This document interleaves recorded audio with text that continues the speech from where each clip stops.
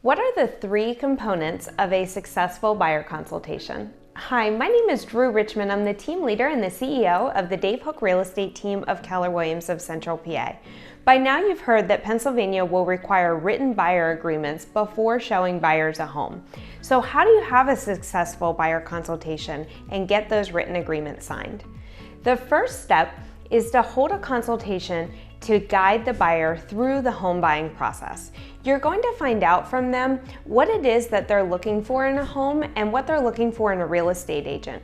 During this section of your buyer consultation, you're going to work to earn the buyer's trust through asking great questions, active listening, and truly show empathy for the situation that they're in. The next section of your buyer consultation is going to be education. And it's super important that you first learned about the buyer before you move into the education section.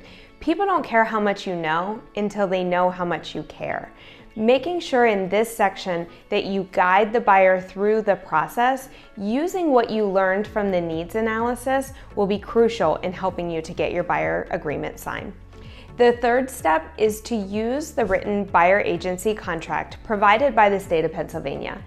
This contract gives you all of the knowledge and all of the words that you need to describe your fee and all of your corresponding duties to the buyer.